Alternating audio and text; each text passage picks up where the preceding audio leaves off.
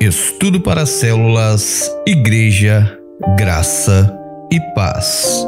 Estudo 6, lição 3. Vencendo no deserto. Texto base, Êxodo 17, 8 a 16. Sucedeu que os amalequitas vieram atacar os israelitas em Refidim. Então Moisés disse a Josué: escolha um dos nossos homens e lute contra os amalequitas. Amanhã tomarei posição no alto da colina, com a vara de Deus em minhas mãos. Josué foi então lutar contra os amalequitas conforme Moisés tinha ordenado. Moisés, Arão e Hur, porém, subiram ao alto da colina. Enquanto Moisés mantinha as mãos erguidas, os israelitas venciam. Quando, porém, as abaixava, os amalequitas venciam. Quando as mãos de Moisés já estavam cansadas, eles pegaram uma pedra e a colocaram debaixo dele, para que nela se assentasse. Arão e Hur mantinham erguidas as mãos de Moisés, um de cada lado, de modo que as mãos permaneceram firmes até o pôr do sol. E Josué derrotou o exército amalequita ao fio da espada. Depois o Senhor disse a Moisés: escreva isso num rolo, como memorial, e declare a Josué que farei que os amalequitas sejam esquecidos para sempre debaixo do céu.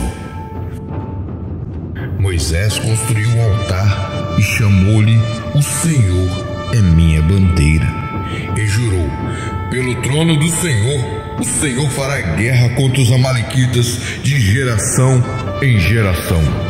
Êxodo 17, 8 a 16. Introdução. A vida cristã é uma guerra espiritual. Este estudo tem como objetivo nos levar a entender como lutar e vencer a batalha espiritualmente.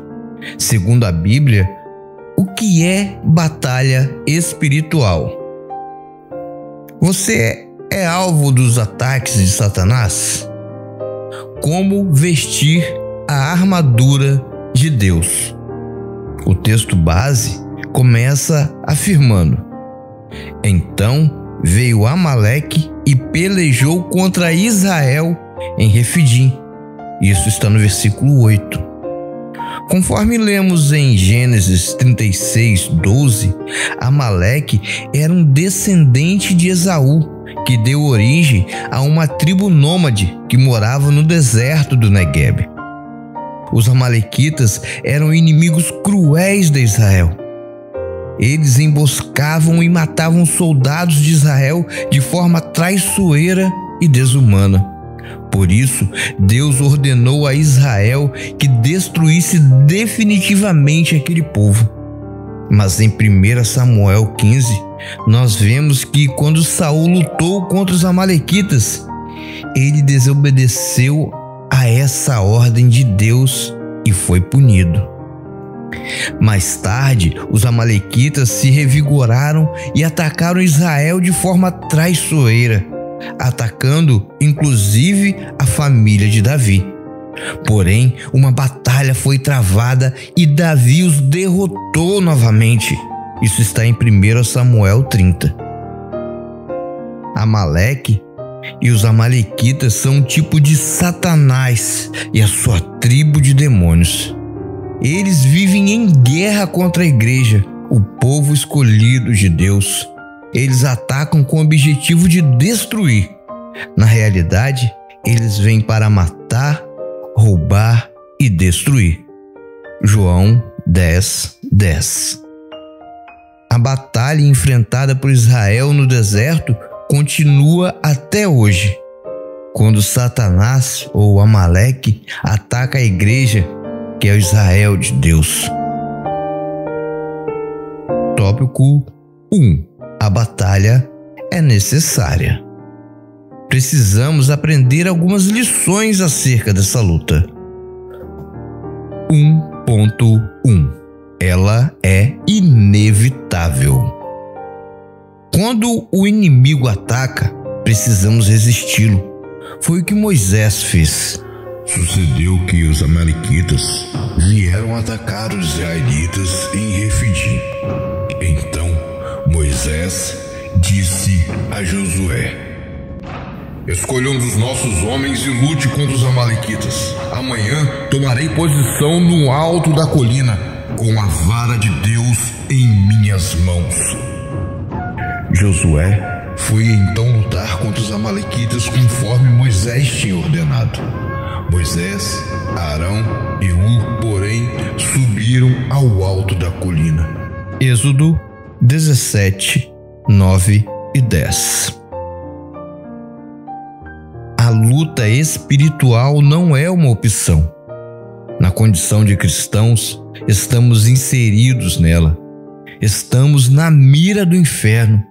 Precisamos lutar para nos defender, atacando em legítima defesa.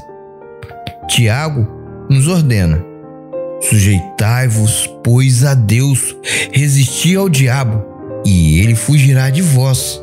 Tiago 4:7. 1.2. A batalha é enfrentada com armas espirituais. Josué foi para o campo de batalha, mas Moisés subiu ao monte para orar. A guerra contra os amalequitas era uma batalha espiritual, e para essa batalha precisamos usar a arma certa. O apóstolo Paulo fala de armas espirituais que devem ser utilizadas nessa batalha. Pois, embora vivamos como homens, não lutamos segundo os padrões humanos. As armas com as quais lutamos não são humanas. Pelo contrário, são poderosas em Deus para destruir fortalezas. Destruímos argumentos e toda pretensão que se levanta contra o conhecimento de Deus, e levamos cativo todo pensamento para torná-lo obediente a Cristo. 2 Coríntios 10, 3 a 5. As armas espirituais apresentadas pela Bíblia são a armadura de Deus e a oração. 1.2.1. A armadura de Deus. O termo armadura de Deus é utilizado pelo apóstolo Paulo no contexto do seu ensino sobre a luta espiritual. Finalmente, fortaleçam-se no Senhor e no seu forte poder. Vistam toda a armadura de Deus para poderem ficar firmes contra as ciladas do diabo, pois a nossa luta não é contra pessoas, mas contra os poderes e autoridades, contra os dominadores desse mundo de trevas, contra as forças espirituais do mal nas regiões celestiais. Por isso, vistam toda a armadura de Deus para que possam resistir no dia mau e permanecer inabaláveis depois de terem feito tudo. Efésios 6, 10 a 13. Observe que o apóstolo Paulo apresenta 4 razões para a utilização da armadura de Deus. Por que ela é necessária? Conforme a explicação de Paulo, para que o crente possa ficar firme contra as ciladas do diabo. Porque a natureza da luta é espiritual. O inimigo é invisível e ataca de forma covarde. Para podermos resistir no dia mau, isto é, naquele período em que o diabo mais ataca. Para podermos vencer e permanecer inabaláveis. A armadura é necessária tanto para a defesa como para o ataque, conforme lemos em Efésios 6, 13 a 17. Estas são suas peças. a verdade como cinto, a justiça como couraça, a paz do evangelho como sandálias, a fé como escudo, a salvação como capacete e a Bíblia como espada. 1.2.2 A oração. Na batalha de Israel contra os amalequitas havia o componente material ou físico. A guerra era com o corpo e a espada era o metal. Havia, porém, o componente espiritual. Quando Moisés levantava a mão, prevalecia Israel. Quando, porém, ele baixava a mão, prevalecia Amaleque. Êxodo 17:11. Nos momentos em que Moisés abaixava a mão, ele parava de orar e assim deixava de depender de Deus para alcançar a vitória. O texto base aponta para a necessidade de orarmos juntos ou de sustentarmos uns aos outros através da oração. Arão e Ur sustentavam-lhes as mãos, um de lado e outro do outro. Assim lhe ficaram as mãos livres até o pôr do sol. Êxodo 17:12. A batalha acontecia no vale, mas 3 homens oravam no monte. O mesmo aconteceu com a igreja primitiva quando Herodes prendia e maltratava os líderes da igreja. Em resposta à oração, Deus enviou o seu anjo e livrou Pedro da prisão e da morte. Atos 12:5. O maior poder do mundo é a oração que move a mão de Deus. Warren Wiersbe. 1.2.3 Essa batalha já é vencida. Josué venceu a batalha contra os amalequitas. O texto registra: Então disse o Senhor a Moisés: Escreve isto para memória no livro e repete-o a Josué, porque eu hei de riscar totalmente a memória de Amaleque de debaixo do céu. E Moisés edificou um altar e chamou: O Senhor é minha bandeira. Êxodo 17:14-16. Tópico 2. 3 lições importantes. Por causa do sacrifício de Jesus Cristo, toda a obra de Satanás foi destruída. Em Jesus, Deus riscou a memória de Amaleque, ou Satanás. O mal está sob o controle de Deus. Jesus Cristo é a nossa bandeira, o nosso estandarte, isto é, Ele é a nossa vitória. Enquanto a igreja estiver neste mundo, haverá luta espiritual contra as forças malignas. Conclusão. A preservação da igreja ou a vitória do povo de Deus contra as forças destruidoras do maligno é um milagre divino. Jesus é quem protege e edifica a sua igreja.